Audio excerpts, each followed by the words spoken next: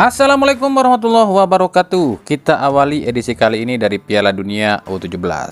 FIFA resmi merilis harga tiket untuk Piala Dunia U17. Ya, FIFA yang merilis, bukan PSSI. Kenapa bukan PSSI? Sebab ini adalah gelaran FIFA, bukan gelaran PSSI. Nantinya PSSI cuma dapat bagian berapa persen saja. Pasti baru pada tahu ya kalau Piala Dunia itu bukan tuan rumah yang jual tiket. Inilah alasan kenapa FIFA nggak sembarangan tunjuk tuan rumah Piala Dunia. Sebab FIFA melihat income atau pemasukan yang akan didapat dari gelaran ini. Ini baru tiket loh ya, belum lagi hak siar TV dari seluruh dunia. Lah kalau gitu tuan rumah dapat apa dong? Dapat capek sama pamor doang gitu. Ya secara jeleknya ya gitu deh. Sektor pemasukan tuan rumah itu yang paling utama tentu dari berapa banyaknya turis yang datang ke negara tersebut dari supporter tim-tim peserta. Kalau soal tiket dan hak siar mah nggak 100% didapat tuan rumah. Kalau gitu kok pada mau ya ditunjuk jadi tuan rumah? Ya kami pun nggak tahu pasti apa penyebabnya, tapi yang pasti adalah pemasukan besar buat tuan rumah. Entah itu dari bonus FIFA atau dari yang lain deh. Di sini pun kami nggak tahu kan. Nah di sini FIFA merilis harga tiket ini pun diprotes nih oleh netizen negara Konoha kita. Katanya sih kemahalan. Emang berapa sih harga tiketnya? Untuk opening ceremony atau pembukaan itu harga tiketnya 500 ribuan untuk kategori 1 ya alias VIP. Lalu kategori 2 itu harganya 250 ribu dan kategori 3 harganya 250 ribu. Ada juga kategori keluarga yang harganya dari 800.000 sampai 1,6 juta. Tapi ini cuma buat opening aja loh ya. Kesana-kesananya sih nggak segitu ya, sekitar 125.000 sampai 300 ribuan gitulah. Dan berikut harga-harga tiket di 4 stadion yang dipakai di Piala Dunia. Stadion Gelora Bung Tomo Surabaya harganya 160 sampai 400.000. Lalu Manahan Solo harganya 180.000 sampai 300 ribuan. Yang ketiga Sijalak Harupat, harga tiketnya itu 360 sampai 600 ribuan. Yang keempat Jakarta International Stadium atau JIS, harga tiketnya itu 360 sampai 600 ribuan. Nah ini pun dipertanyakan kenapa JIS dan SJH ini lebih mahal dibanding GBT dan Manahan. Ya kami pun nggak tahu, ngikutin UMP kali ya. Kan UMP Jakarta itu sekitar 5 jutaan nih dan UMP Bandung itu 4 jutaan. Nah kalau ikutin UMP Surabaya lebih gede dong, ini 4,5 juta dibanding UMP-nya Bandung. Ya emang sih UMP-nya Solo lebih kecil, cuma 2 jutaan gitu. Entahlah, kami pun nggak ngerti. Namun apapun itu, ya kita tahulah soal duit dan juga soal bisnis ya. Antara Eto'o dan Infantino ini kan sama-sama pebisnis. Ya paling pinter kalau soal duit mah.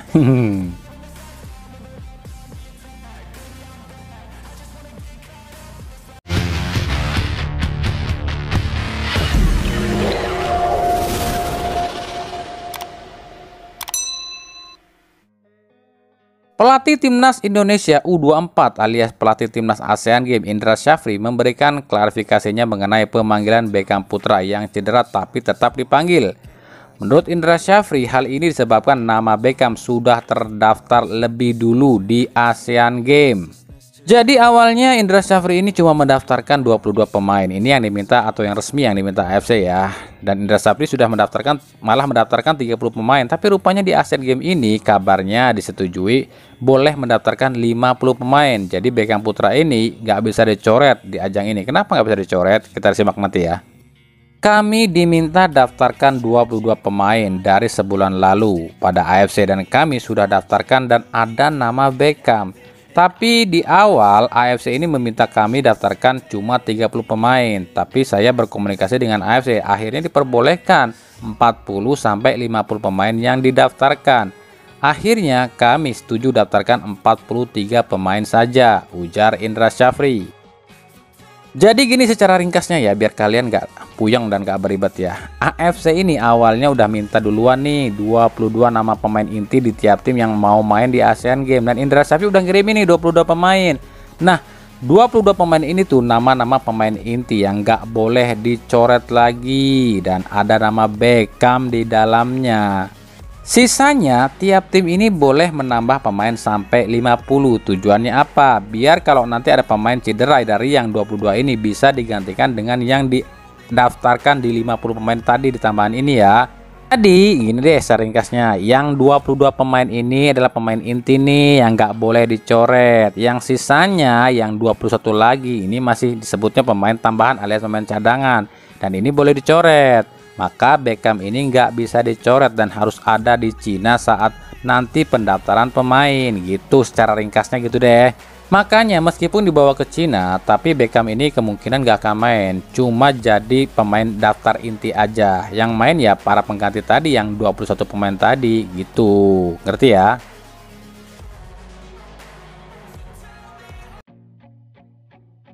Kita ke berita klub. Kekalahan 3-0 Persebaya atas Madura United memunculkan sejumlah fakta-fakta unik dan menarik. Yang pertama, ini kemenangan pertama bagi Madura United sejak 2018 alias di 12 kali pertemuan dengan Persebaya, dan tentunya menjadi kekalahan perdana Persebaya atas Madura United sejak 2018. Yang kedua, Madura United belum terkalahkan dari 5 laga terakhir dengan catatan 4 kali menang dan 1 kali imbang. Sementara bagi Persebaya ini jadi kekalahan perdana setelah di 5 laga terakhir pun tak terkalahkan dengan catatan 4 kali menang dan 1 kali imbang. Wah, kok bisa sama ya? Yang ketiga, ini debut yang buruk bagi Joseph Gombau. Padahal sebelum Gombau datang, Persebaya ini lagi bagus-bagusnya di tangan Uston Nawawi. Wah, apakah ini artinya Persebaya nggak cocok nih pakai pelatih asing? Ya enggak juga sih, soalnya Persebaya sejak era Liga Indonesia ini udah 2 kali juara, yakni di tahun 96, 97, dan 2004. Dan di 2 edisi ini dilatih oleh 2 pelatih yang berbeda, yakni juara 96, 97 ini dilatih oleh Rusdi Bahalwan, dan 2004 dilatih oleh Jackson F. Tiago. Tapi kalau emang Persebaya ini lebih pede dengan gaya melatih Uston Nawawi, ya mending disekolahin lagi tuh si Uston biar dapat lisensi paling enggak AFC Pro lah gitu. Di sisi lain, para bonek mania mengancam akan gagalkan Piala Dunia U17 jika PSSI tak izinkan Persebaya main di GBT saat lawan Arema FC di pekan ke-13. Menurut para bonek, Piala Dunia cuma sekali, tapi Persebaya selamanya. Para bonek mania nggak mau dengar alasan apapun dari PSSI dan LIB yang bilang ini laga rawan lah, ini laga rival lah, ini laga tensi tinggi lah, stadion dipakai persiapan Piala Dunia lah. Pokoknya para bonek ini tetap ingin laga pekan ke-13 ini tetap digelar di GBT. Piala Dunia masih 2 bulan lagi, ya masa iya stadion udah nggak boleh dipakai. Para bonek mengancam akan demo besar-besaran ke PSSI jika ternyata ini tuntutan tak dipenuhi. Waduh, bisa kacau nih Pildun kalau GBT-nya diboikot. Ya udah sih lah, izinkan aja, kan cuma 1 laga ini kan.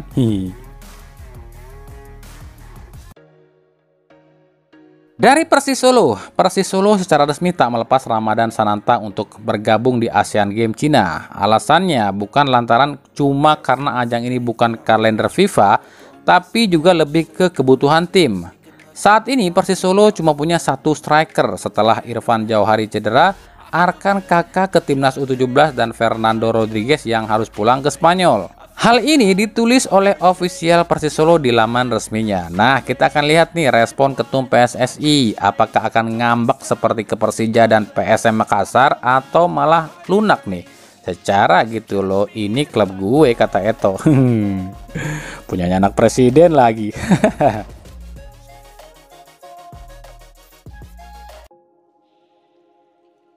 Dari Persib Bandung, bulan Oktober akan segera datang. Apa artinya? Liga akan berhenti? Ya iyalah, kan bulan Oktober akhir itu kan liga harus berhenti karena paruh musim.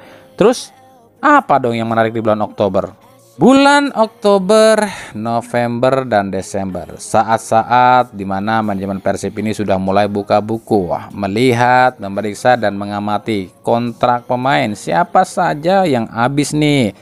Tentu saja kalau dicek ya cuma 2 yang akan habis, yakni Levi Madinda yang cuma dipinjam sampai Desember, sementara Liga cuma sampai Oktober, Lalu ada David da Silva yang habis kontraknya di 31 Desember. Kalau Levi Madinda sih nggak aneh ya, sebab ya cuma pinjaman gitu loh. Ya itu sih terserah klub mau dipermanenkan atau dipulangkan. Nah gimana menurut kalian ini? Dipulangkan atau permanenkan nih si Kang Levi nih? Nah kalau DDS ini yang aneh, secara gitu loh. Udah kayak ABGA aja ngomongnya pakai secara gitu loh. Ya emang secara gitu loh, DDS ini kan top skornya Persib musim lalu. Aneh aja gitu loh, sebuah klub nggak mau perpanjang kontrak sang top skorernya. Kenapa ya? Ya kecuali ada dua alasan. Alasan yang pertama, si pemain emang belum mau perpanjang kontrak dengan alasan minta naik gaji dan klub lagi mikir-mikir. Yang kedua alasannya adalah klub udah nawarin kontrak baru dengan nominal gaji yang besar, tapi si pemainnya ada tawaran dari tim lain yang lebih gede gajinya, lebih nyaman suasananya. Kalau bicara soal kontribusi, sebenarnya dua pemain ini tuh 11-12 ya. Levi emang baru cetak 1 gol, tapi progresnya udah mulai bagus nih. Liak-liuknya udah mulai paten. Ya kayaknya kalau diganti sama Tiron juga bagusan Levi deh. Tiron mah letoy. Sementara DDS, ya meskipun golnya ini sangat jauh berbeda dengan musim lalu, tapi kadang-kadang DDS ini jadi penyelamat Persib juga sih. Nah gimana menurut kalian, siapa yang layak dipertahankan di antara dua pemain ini? Ataukah dua-duanya dilepas? Sebagai catatan ya, ada 3 pemain asing baru yang akan datang loh ya. Dan kita belum tahu siapa mereka dan akan gantikan siapa.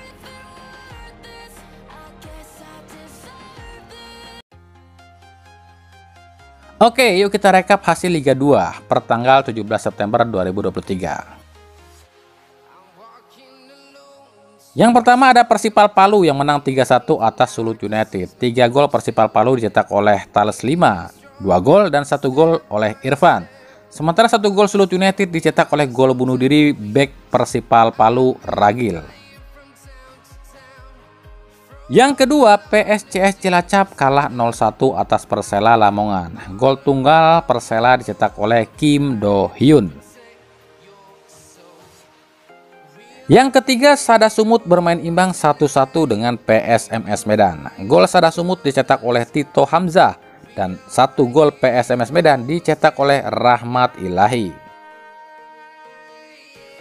Yang keempat, Persewar Waroped menang tipis 0-1 atas Persiba Balikpapan. Gol tunggal Persewar dicetak oleh Boas Solosa.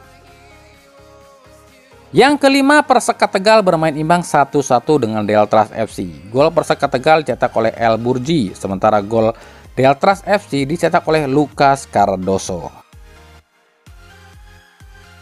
Yang keenam, Kalteng Putra menang tipis 1-0 atas PSBS Biak. Gol tunggal Kalteng Putra dicetak oleh Guy Junior. Yang ketujuh, PSIM Jogja bermain imbang 1-1 dengan PSKC Cimahi. Gol PSIM dicetak oleh Brian Cesar, sementara gol PSKC dicetak oleh Rizhadi Fauzi.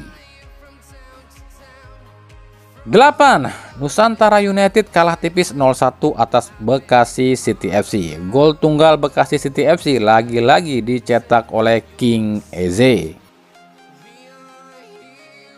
9. PSDS Deli Serdang menang 3-0 atas PSPS Riau. 3 gol PSDS dicetak oleh Bima Lusmana, Kurniawan dan Hamzah Deva. Dan yang ke-10, Persiraja menang 2-0 atas Sriwijaya FC. 2 gol Persiraja dicetak oleh Ricardo Pires dan Rizky Yusuf.